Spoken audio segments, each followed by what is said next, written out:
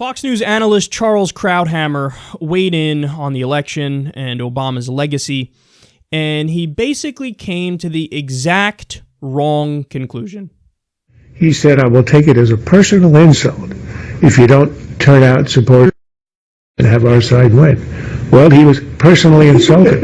I think this is a textbook, historians are going to see him as a textbook definition of a guy who won on hope and change, who won with a wave of goodwill, and who completely destroyed his presidency with liberal overreach, beginning with Obamacare.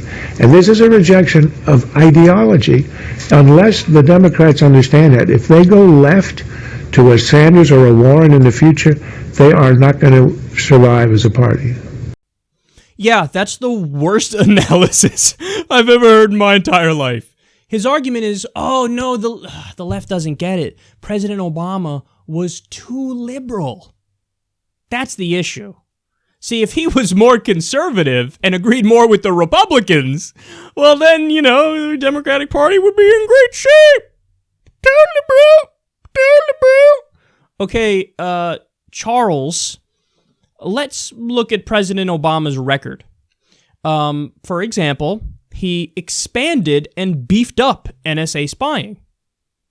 That's not a very liberal idea to have a surveillance state. Bush, set it up, and Obama ran through the tape and beefed it up, put it on steroids, made it worse. So how is that liberal overreach? If anything, that's the opposite. So he beefed up the NSA. How about the fact that he's droning 8 trillion people a day? Okay, obviously that's an overstatement. But he did beef up the drone war. You can go back and look at the numbers. The drone strikes under Bush were much fewer. We're involved in 7 different interventions. We're bombing 7 different countries. In some countries, it's traditional airstrikes. In some countries, it's drone strikes. In some countries, it's still a ground war, Afghanistan, Iraq. They say, oh, no, but it's special forces, boots on the ground. How is that liberal? Okay, that's not liberal. That's going back on his campaign promise to get us out of the wars. In fact, now we're involved in more conflicts than we were under George W. Bush. That's not liberal by any stretch of the imagination. How about the fact that he bailed out Wall Street? That ain't liberal. That's corporatism. Socialism for the rich. Bailing out the people who, crashed the economy. How many bankers did he send to jail for the subprime mortgage crisis and the Great Recession? That's right. You can count them on one hand now, can't you? Well, actually, that's not true. There were 35, I believe, bankers sent to jail over this. Virtually all of them from small banks. So not the people on Wall Street who actually caused it. So Obama's so liberal. He even brings up Obamacare as evidence of him being too liberal. Hey, Charles, let's wake up here, buddy. You want to do your research? You want to do your homework? I mean, you're supposed to talk about politics for a living. That's what's going on here. If you did that, you would know Obamacare is a version of what Richard Nixon proposed. Obamacare is a version of what Bob Dole proposed. Obamacare, the individual mandate system, which is what it is, was birthed by the Heritage Foundation, a right-wing think tank. Chuck Grassley supported it. Newt Gingrich. They said, this is our answer to what the liberal position is, which is supposed to be single-payer healthcare, Medicare for all, or at the very least, a public option. Obama didn't do any of that, even though he had a supermajority. He did Obamacare.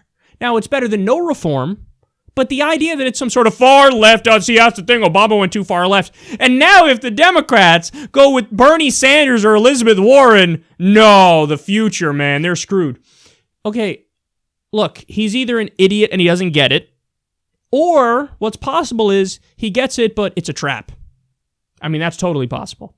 Where he understands, okay, no, Elizabeth Warren or Bernie Sanders, these are the people who would bring down the Republicans like that. I mean, the poll showed it that if it was Bernie Sanders versus Donald Trump in the general, Bernie Sanders would have probably won in a historic landslide.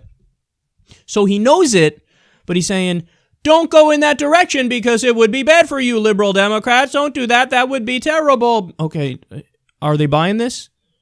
Are they buying this? I hope that they think I'm being honest and, they take my advice here and then destroy their own party further.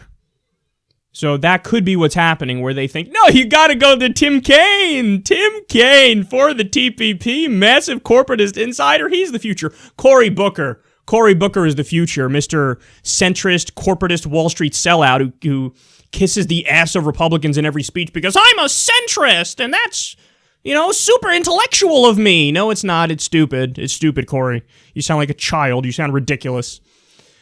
So I've never seen a worse analysis than this.